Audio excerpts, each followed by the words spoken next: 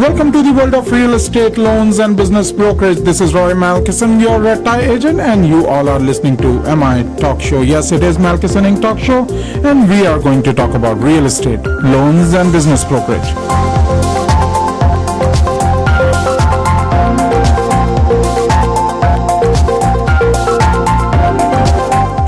So if you're looking for a way to improve your financial future and you think real estate might be the answer, then keep listening to MI Talk Show.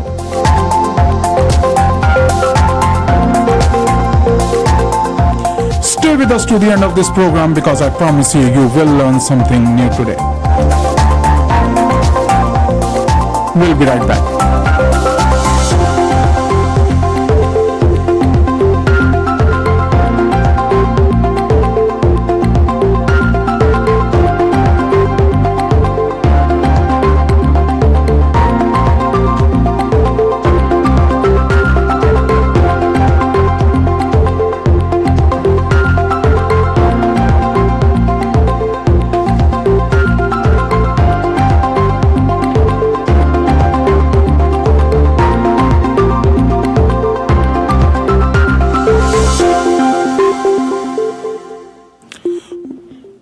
Welcome back to the world of real estate, loans and business brokerage. Again, this is Roy Malkison. I'm the founder and the president of Malkison Incorporation, company that provides services in real estate, loans and business brokerage. And my talk show is Malkison Inc. Media Presentation, and we bring this program to you every Friday between 1 to 2 p.m.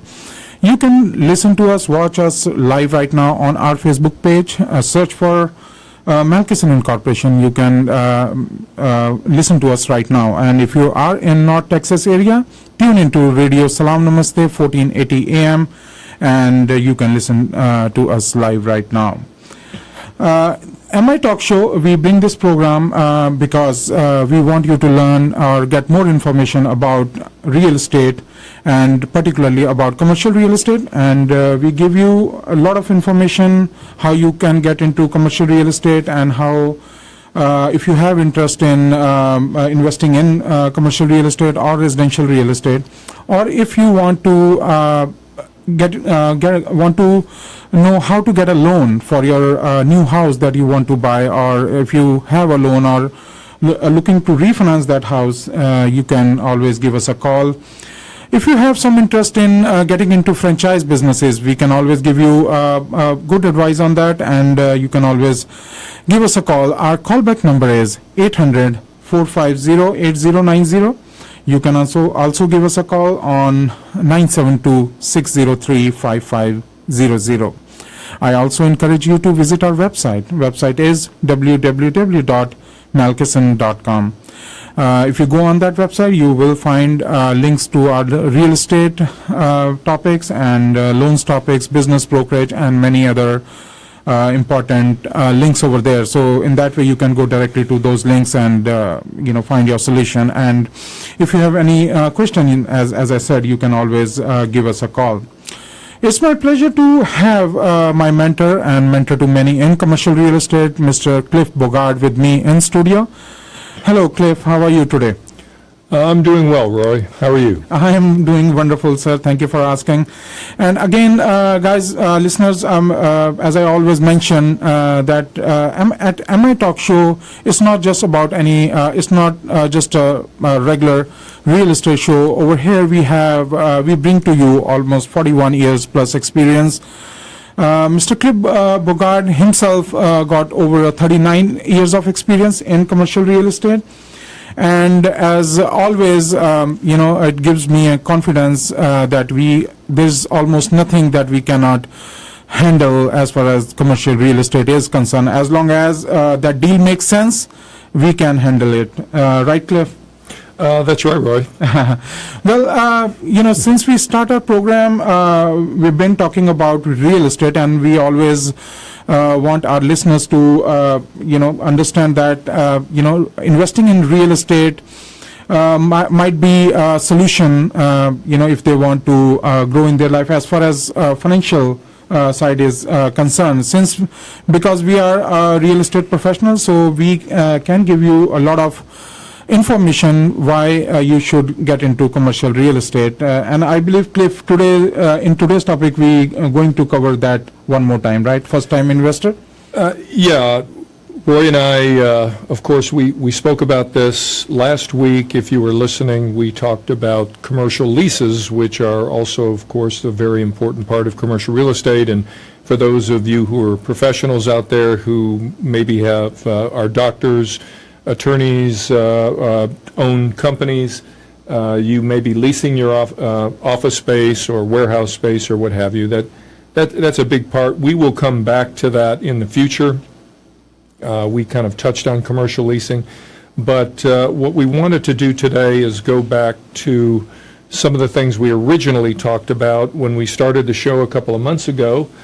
I know that we know that a lot of the folks who are listening right now are not the same folks who were listening in the first show or the first one or two shows, and perhaps even those folks who were listening to those original shows may not have memorized every bit of knowledge that we tried to get across in those original shows. So, yeah, we're going to revisit some of the first things we talked about, which is, should you invest in commercial real estate? If you should, what are some of the considerations? What are some of the things you need to be aware of in making the decision, number one, whether you're going to invest in commercial real estate? And maybe just as importantly, if you are going to invest in commercial real estate, what type of commercial real estate should you invest in? And of course, we can cover the whole gamut there. So let me start out by saying that commercial real estate is not an investment for everyone. It has some tremendous rewards, but it also has the potential, like any investment, to have a downside as well. So it is a big step if you do decide that you want to invest in commercial real estate. I think many investors like to diversify their portfolios. Right. And so you can certainly diversify within the realm of commercial real estate, but many investors will own stocks, they'll own bonds, they may own mutual funds, but commercial real estate is an asset class. It's one of the asset classes, if you will. There's bonds, equity assets such as stocks, and with commercial real estate, you have the added advantage of it being something physical, something you can touch. And many investors like to invest in commercial real estate because no matter what happens to the market, and everyone wants to protect against something terrible happening in the market, you still have the physical asset. Correct. The value of commercial real estate will never go to zero. That's correct. Whereas stocks might, and high interest rates may reduce the value of your bonds, et cetera. So it is a big step, and many investors like to include commercial real estate as part of their overall portfolio. And within that, or many investors, I should say, come to commercial real estate also after having invested in residential real estate. And we find that many first-time investors started out with rent homes, maybe owning a few of those and operating them, and that's really a good way to get your feet wet and to learn about collecting rents and paying expenses and all the things that are involved in all types of real estate. But nonetheless, anyone considering commercial real estate, whether it's coming over from residential real estate or they're new to commercial real estate, needs to understand that it is different from stocks and bonds. So some of those things are, it is a physical asset, and as a physical asset, there are issues such as maintenance and expenses to be paid, taxes to be paid, insurance, all sorts of things that we kind of put in a basket called operating expenses. Even in addition to operating expenses, there are other expenses that fall outside that realm, marketing, commissions, things like that. But one of the other things that folks need to understand in investing in commercial real estate is it's not as liquid as stocks or bonds. You can't just go on your computer and trade your commercial real estate away. It takes a while to acquire it, and it also takes a while to sell it. Well, why would people then want to invest in commercial real estate? Well, if you've been in the North Texas market here for the last few years, or many other growth markets around the country, but certainly this is true in North Texas, we've seen values go up, up, up, up, up. And as values have gone up for commercial real estate directly related to that, and to a large degree the cause of the values going up in commercial real estate, are that rents are going up, up, up. And so ideally what you want to do is you want to buy some real estate, hold on to it, and I'll talk about the categories of commercial real estate here in a second. But what you hope is you purchase the real estate, and whatever rents that you're receiving over time, those rents go up over time. As rents go up, the value of commercial real estate is tied directly to the rents and something we call net operating income, and that the value goes up over time. And I think a little later in the show, one of the last segments we're going to do is talk about all the different factors, so different ways that you make income from commercial real estate. And so we'll talk about those different categories. Wonderful. And listeners, as you listen, that all the different points or reason for you to getting into commercial real estate. Before Mr. Cliff go deep into the topic, let me share contact information one more time with you.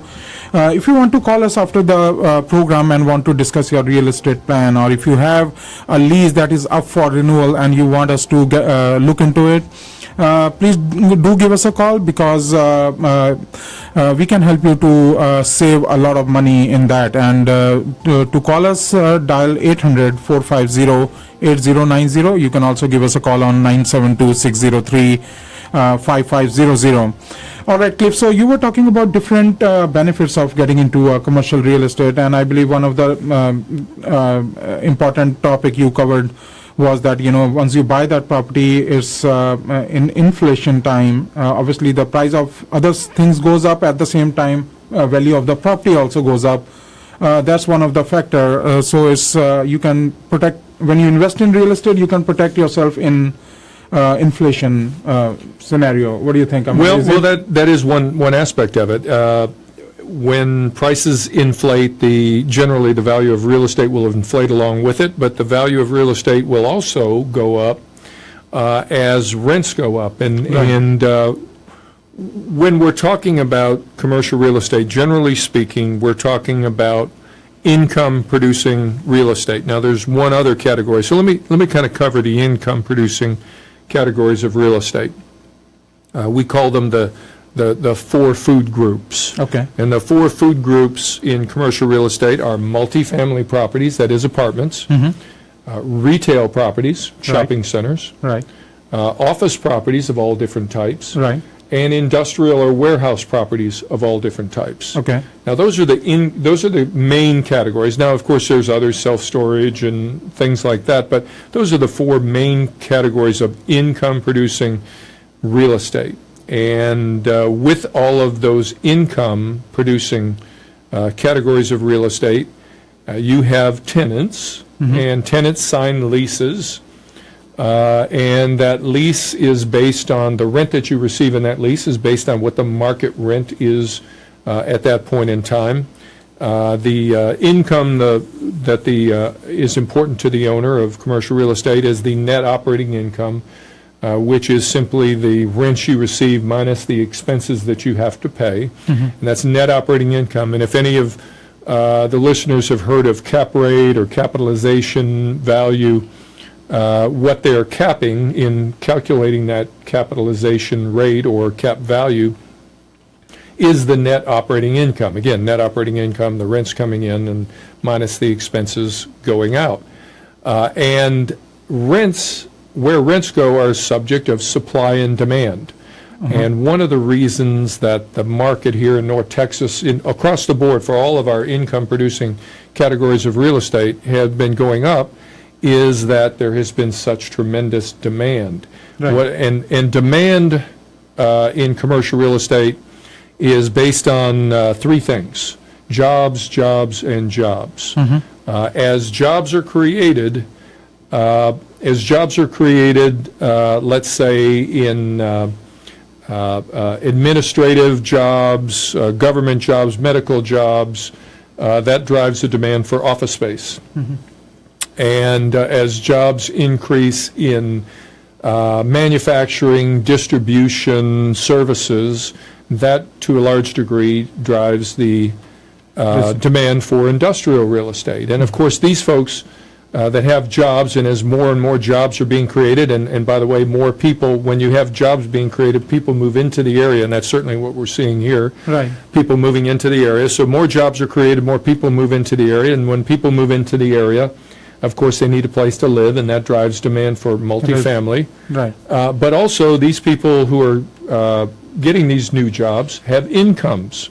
And where do they spend the income? But they spend the income at retail stores. Correct. And that drives the demand for retail real estate. Right. And not only that, but it also creates more retail jobs. And so more retail jobs, more retail income, and more spending.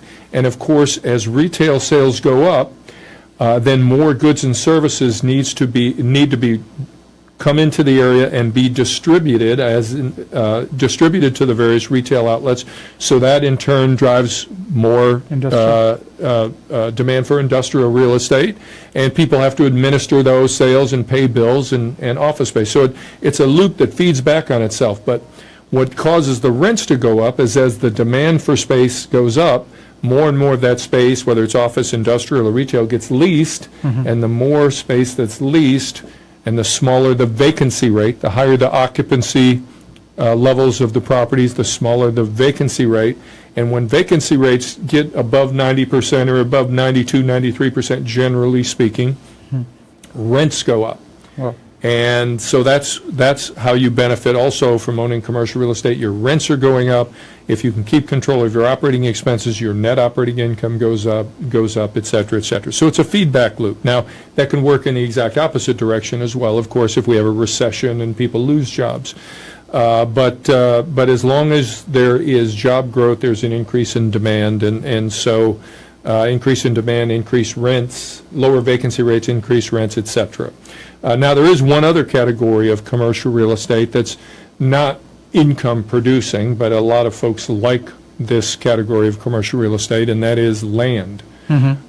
Speculating on land. right. Generally speaking, if you're going to speculate on land, what you want to do is you want to buy land that is in the path of growth. Right. So if things are growing to the north, then you want to go a little further out and buy farmland or buy some land that maybe soon will be developed, and hopefully, depending on how far away it is, that might be something that will gain in value that you can sell in 1 or 2 years or 3 years.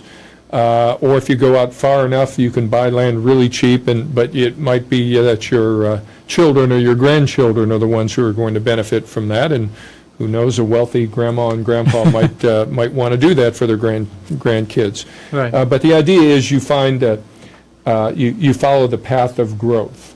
Right. And focus on that. So those are the main categories of commercial real estate, and each of them requires a slightly different set of knowledge in order to operate them successfuli.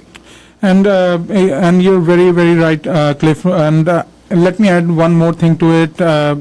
I know in Indian Pakistani community, we take pride to own real estate. So that's another factor, I guess, that can add to it. If you own a real estate, that give you, some kind of pride there.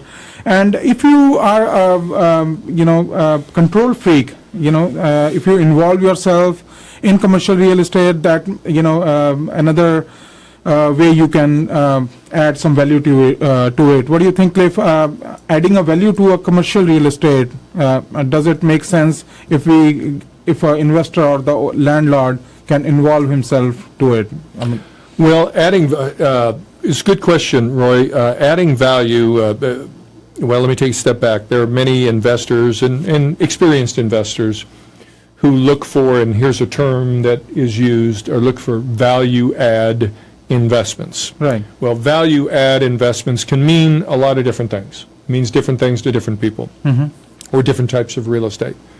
One, probably the most commonly thought of scenario when you're speaking of value-add real estate would be buying that kind of run-down multifamily property. Maybe it's a property that has not been maintained very well, and the landscaping needs improvement, and the roof needs to be replaced, and it needs to be painted, and it's that C-plus property in terms of quality, C-plus property, but it's in a B-plus neighborhood, and ideally what someone wants to do is they want to buy that C-plus property at a C-plus price, or a C or a C-minus price. Right. Buy it, and then put money into it, put a new roof on it, improve the landscaping, and so that this property, and paint it and do all the things to spruce it up to be a B or B-plus property.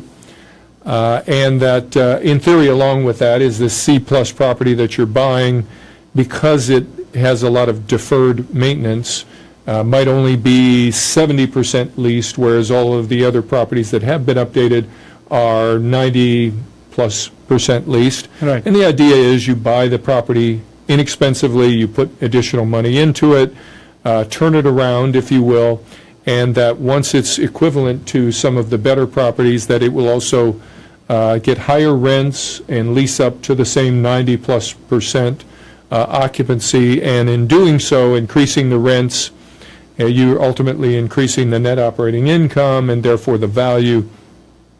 That's what most people think.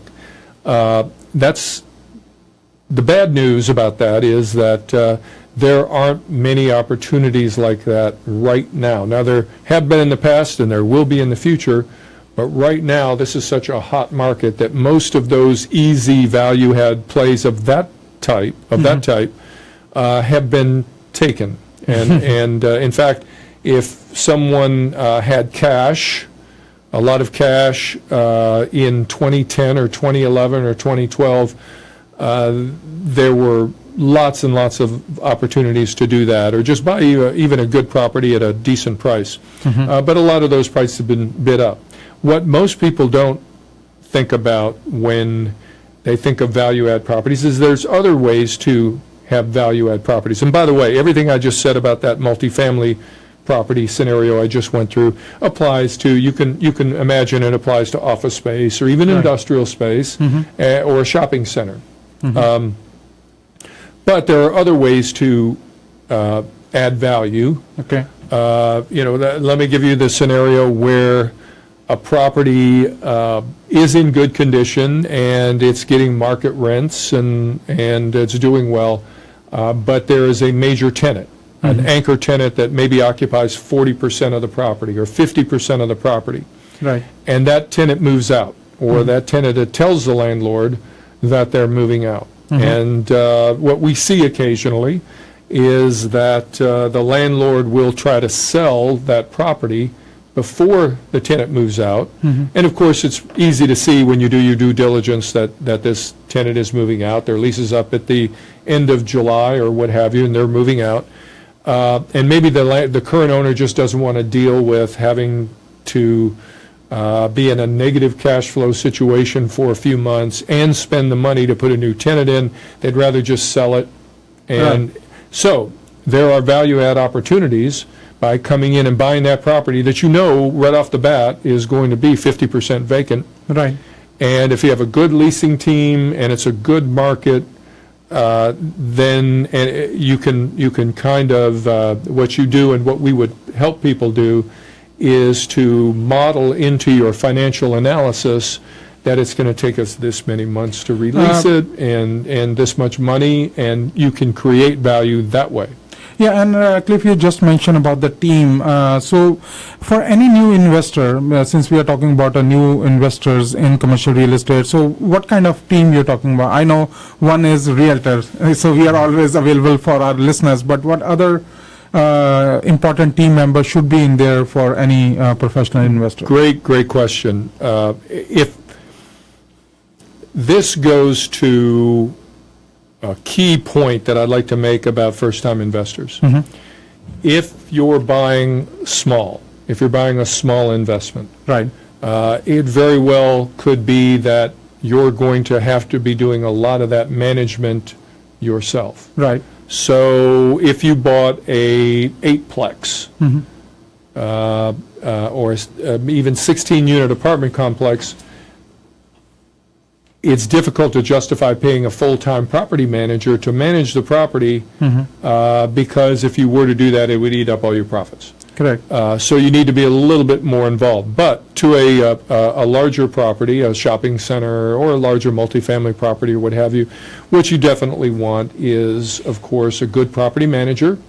Depending on the size of the property, that may have a property manager as well as a maintenance person, part-time, full-time maintenance. You also, depending on the property, the type of property, need a leasing agent. Someone to, generally speaking, there's in a multi-tenant property, there's often one or more vacancies. Let's talk about a shopping center. Shopping center, maybe 30,000 square feet. It may have 8 tenants and or 8 or 9 tenants and 3 vacancies. And the vacancies may be separate from each other, 1,100 square feet here, 1,500 square feet there, 900 square feet somewhere else. Well, you need a leasing agent. That's a realtor who is experienced in leasing this type of property. They're the ones that you see if you drive by, have their sign out front and maybe signs in the windows of the vacant properties. Right. And someone knowledgeable about how to find tenants and then how to negotiate leases. And in this particular case, the leasing agent would be contracted by the owner of the property, the investor, and that leasing agent, by law, per their license, has a fiduciary responsibility to negotiate the best deal on behalf of the landlord. They are Right. working for the landlord. So property management, some type of maintenance, accounting, and often that goes along with the property management. Often the property manager also handles the accounting function, and a leasing agent. Now, that's going to differ a little bit from a multifamily property to a retail to an office, depending on the size. You know, I Right. can tell you there was a project that I handled a number of years ago in Las Colinas. It was a very large office project. It was almost 900,000 square feet, a little shy of 1 million square feet. Wow. And I was the development director. I had a property manager.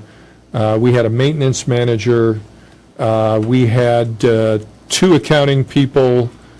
Let me see, our maintenance staff was 8 or 9. We had a full-time maintenance staff of about 8 or 9 people. We had, at one point as we were leasing up, we had a full-time construction management person.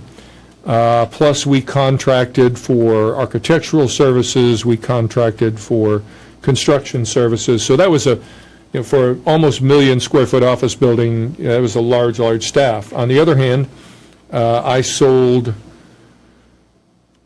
3 professional office suites to an investor, an Indian doctor out of Houston. But I sold him 3 professional office suites in Frisco. When we bought them, they were brand new, ready to move in, but we had no tenants. Right. And he bought them as an investment. And once those 3 tenants were in, it took, the first 2 units leased fairly quickly. The third took about 6 or 8 months to lease. But once they were leased, there was very little it was a new property. There was very little property management involved because you were Right. just dealing, each tenant paid their own utilities and took care, and the space was new, and most of the systems and the air conditioning and everything else was under warranty. So here, that's a situation. Also office space, just like my 1 million square foot office space, but But in this particular case, other than having a leasing agent and a phone number to call if there was a problem, very little management involved. But that is a serious consideration that new investors need to think about. How involved do they want to be in there. Yeah, Exactly. and that is correct. And listeners, as Mr. Cliff mentioned, that you have to have a very good team when you get into this kind of big investment, because comparing to residential real estate, commercial real estate is a little more. It need more attention from you, and obviously, if you have a very good team, you can actually share your burden with them, and for that. You have to have a good real estate professional with you who can not only take care of your leasing but give you good representation when it comes down to negotiation. And at the same time, Mr. Cliff mentioned that you have to think about good property manager who can maintain your property. Manage your property. Maintenance manager you might want to consider, and then accounting, if you want to hire a separate firm for that. Sometime it's part of property management. Construction manager may be one of the consideration that you might want to consider, because as Cliff mentioned, if some big tenant or the tenant who actually occupied a major portion of your property and they moved out, you might need to turn that space into smaller spaces and all that. For all that thing, you need a good construction manager, and architecture, might be a good option. And we can help. We can help with all of that. And we can help with all of that, and that is true. Again, if you want to talk to us about any of these matters, and I'm repeating myself again and again, and it's very important. If your lease is up for renewal, and you want to negotiate with your existing landlord, or if you want to move out and looking for some other space in another upscale office, do give us a call, because we can suggest you in a very, very we can suggest you so that you can save a lot of money. So Cliff, we talked about first time investor, and so what else we want to add in it? Well, now that we've covered all the kind of the basics of what's involved and their different levels of involvement, from a pure investment standpoint, need to be aware of certain things. Certain things go into actually making the investment, if you will. Right. If it is a pure investment type property, not one that the investor is also going to occupy and use for their business, but one that they own purely as an investment, then they need to be looking at somewhere between 20 to 30% down payment. Right. 20 to 30% equity down payment. Now, is it possible to put down less, or yes, it's possible under certain circumstances, which we don't have time to go into. And is it possible that you might have to pay more, or even want to pay more? There are many investors out there who prefer a bigger down payment, because the larger the down payment that you put in, your equity down payment, the equity up front, the larger that amount is, the smaller the loan that you have to get. And ultimately, what investors are looking for is their cash flow, right? So what is your cash flow typically in a commercial real estate investment? Your cash flow is the rent you receive minus the operating expenses and other expenses that you have to pay. Gives you net operating income. Right. And then if you have a loan on the property, the first check you write from the net operating income that you have is to the banker. Correct. To pay the note. And what's left over is what we call cash flow before taxes. Okay. And so in order to maximize that cash flow before tax, some investors want to put a higher percentage of the purchase price down as a down payment. And again, others want to leverage as much as possible. When we say leverage, we're talking about financing. Might want to leverage as much as possible, so therefore put down as little as possible as a down payment. So factors are your upfront equity down payment, getting financing. Right. How much do you want to finance? Most commercial loans originate at a commercial bank. Now, those loans may get sold and sold again, but many of them originate at a commercial bank. There's also private lending sources. Typically, though, private lending sources, you might be able to get maybe even a higher percentage loan to value, but the terms are going to be a little stronger as well, a little higher interest rate or what have you. So, and that varies depending on the type of loan. But need to get, so we're talking down payment, we're talking about the loan, a lot of different variables in there, loan to value, how much do you want to put down or not, what the interest rate is.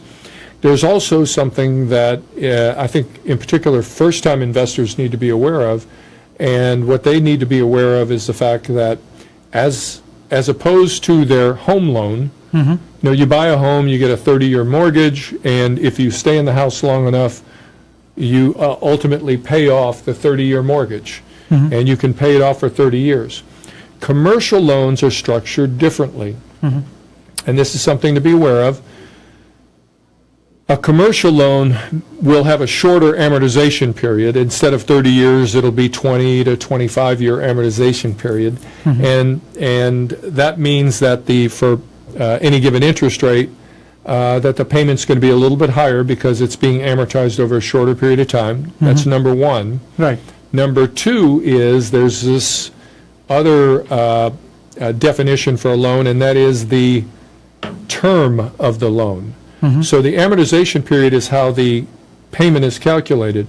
Okay. But so a commercial loan may have let's say a 20-year amortization period, but it may have a loan term of only 5 years. So what does that mean? It means that the banker is only lending you the money for 5 years, even though the payment is calculated as though you're paying it off over 20 years. Yeah. The loan, he's only loaning you the money for 5 years. So what does that mean to you as an investor? That means at the end of 5 years, and let's say you bought it today, that means in the year, in April of 2022, boy, that sounds like a long way off, doesn't it? But that's 5 years from now. The lender wants the remainder of their money paid off. The balloon payment, you'll hear, Correct. but it's the principal balance of the loan. And that might not be a problem. Hopefully at that time, your rents have gone up, your cash flow is greater because your net operating income has gone up, and getting refinancing at the end of that loan term, or renegotiating with your lender, or getting a loan from another lender and paying off the principal, the balloon payment on their first loan, could be no problem. However, what if 5 years from now, right when you're looking to get new financing, what if the economy is bad? What if you're 1 year into a recession, and your vacancy rate's up, and your rents are down, and you can't, or financing is just hard to come by? There is that risk associated with it. So investors just need to be aware of it. If you have a 5-year, in this example I gave, a 5-year loan term, then really at 4 years, you're already starting to work on what am I going to do. Now, again, hopefully your rents have increased, your cash flow's improved, and the lender's more than happy to renegotiate and extend the loan or do a new loan. But you do need to be aware it is one of the other risks associated with a down economy. Right.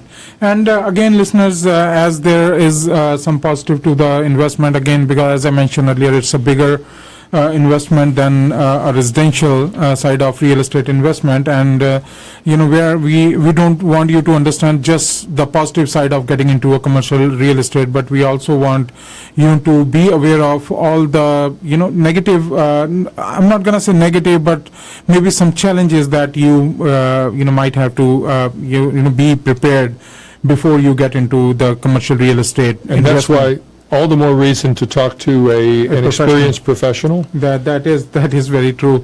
And so anytime if you want to give us a call, you can always give us a call. Our callback number is 800-450-8090. And if you want to talk to us about your real estate goal, want to invest in Dallas-Fort Worth area and want to get into commercial real estate or residential real estate, investment side, you can give us a call. We can help you with that. At the same time, if you are looking for any loan and you want to buy a new house, or if you want to refinance your existing mortgage, or want to or looking for a commercial loan or SBA loan products, definitely give us a call, and we will be able to help you with that too. And again, if you have a house that you want to sell, and it's an investment house, if any of you know anybody who is facing foreclosure or want to sell their property fast, behind on payment, and if any house that need repair and you don't want to take care of that and want to sell that property, we have our investment division where we have a lot of investors who are ready to invest cash money in there, and they can give you offer on that house pretty quickly, and you can get out of that burden. So even if you want to sell that kind of property, you can always give us a call. But if you are an investor who are looking for a cash purchase, you can always give us a call. So Cliff, we start this topic, I believe, our listeners enjoying this topic and always learn how to get into something is a pretty interesting. So what else we can cover in next 5-7 minutes? The next 5 to 7. Oh boy, let me just briefly. There's something I went over. I think it was in the second or third show that I'd like to just touch on again, and maybe we can go into more detail. But what I call it are the 5 ways that you make money with commercial real estate, Right. and the 4 ways you could lose money with commercial real estate. Wow. And so I just want to go over this, and some of this we touched on already, but here are the 5 ways you make money in commercial real estate. First of all, there is probably the number one thing that people think about, and that's income. Right. And what we call cash flow before taxes. And that income, of course, is just like I've said a couple of times, I think earlier today, it's the rent that you receive minus the expenses you have to pay. Minus the operating expenses gives us your net operating income. And then with that net operating income, if you have financing, you pay the lender. Right. And what you have left is your cash flow before tax. So that's what a lot of investors are looking for. They're looking for that cash flow. So that's one way you make money. Another way you make money with commercial real estate is that you can depreciate commercial real estate. So what it is, it's a tax write-off. But what depreciation is what's called a non-cash expense. That is, I get to write off a certain amount each year, but I don't actually have to, it's as like an expense, as if I paid something, but I'm actually not writing a check for depreciation. So even if, I'm sorry to interrupt you in between, ahead. so even if property value goes up, they still can write off that deduction, right? Yes, with a caveat, which I'll get to here in a minute.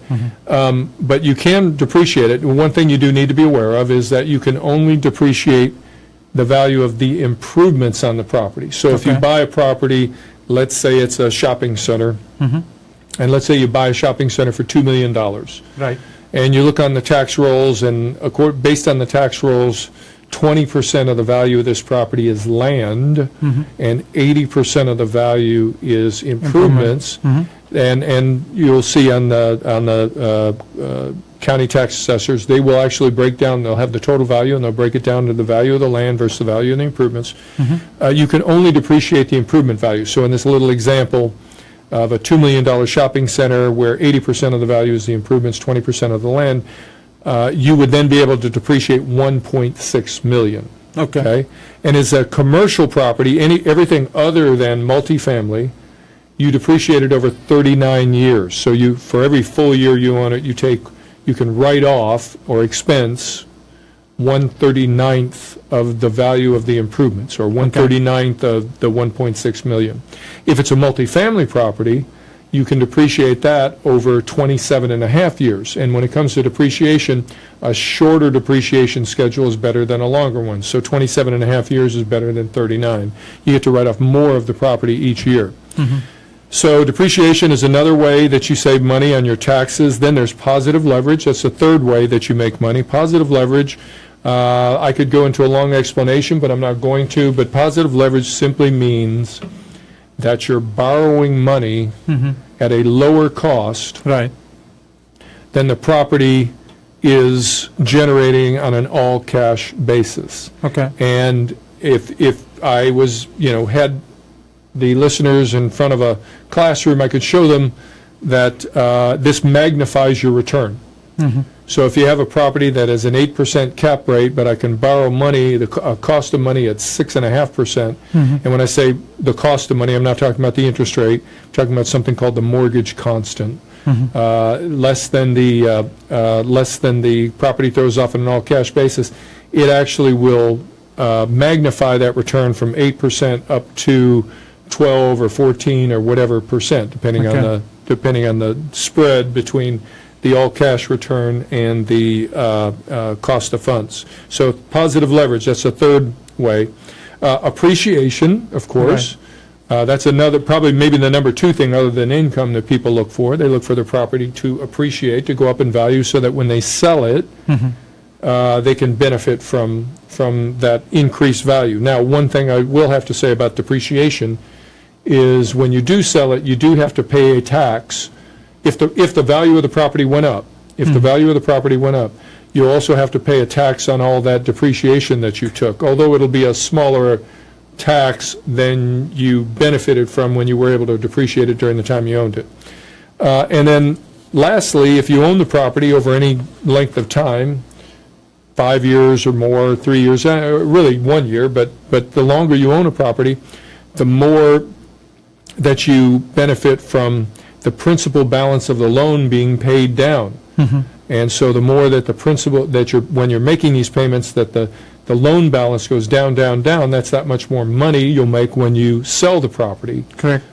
So those are the 5 ways you make money in commercial real estate. Now, let me briefly touch on the 4 ways that you could potentially lose money. Yeah. Okay? Number 1, negative cash flow. If income or positive cash flow is number 1 way to make money, one way to lose money is negative cash flow. Well, how can that happen? Well, tenants move out. Right. Maybe the economy turns down and suddenly you were 90% occupied when you bought the property, and now there's a recession and you're only 60% occupied, and the money that you're generating doesn't cover operating expenses and paying the banker. Correct. So negative cash flow. And there's also sorts of ways that you can also hopefully protect yourself against being in that situation. Right. Again, that's something we can help people evaluate. Sure. Unforeseen maintenance expenses or unforeseen capital expenditures. You buy the property, you did your inspections, it looked to be in good shape, and all of a sudden, a year into it, you have a big surprise. Right. And there's a big maintenance expense. Right. Or you're required to make a big capital expenditure. Number 3 is low or no appreciation, again, generally tied to the economy. Right. You were hoping the property would appreciate, but in fact, maybe it appreciated for the first year, and all of a sudden the economy went into a recession, and it might be, ideally, if you're in a situation like that, one of the best strategies could be to just hang on to the property and wait for the next cycle to come up and fill the property back up and increase the rents and then sell it when it's high. The danger comes if the economy's doing poorly. Sometimes that's the time when people need their money out the most, and so they find themselves in a situation of having to sell the property when the value is down. And then lastly, of the 4 categories of ways of losing money is the opposite of positive leverage. That's negative leverage. Right. And that is where maybe you have to refinance after your loan term, but the cost of the money, Financing. the interest rate, the mortgage constant we were talking about, is higher than the all-cash return. Right. Right. So those are the 5 ways to make money And 4 and the ways 4 to ways to lose money. Wonderful, wonderful. And listeners, I believe you, took a lot of notes of our today's show, and as if we were talking about first-time investor, and we talk about 5 ways to make money in commercial real estate investment, and at the same time 4 ways to lose money. So if you want to talk about anything that we discussed today, and or if you have a property that you want to sell or buy, or if you want to get into commercial real estate investment, residential real estate investment, or loan, definitely give us a call. Our callback number is 800-450-8090.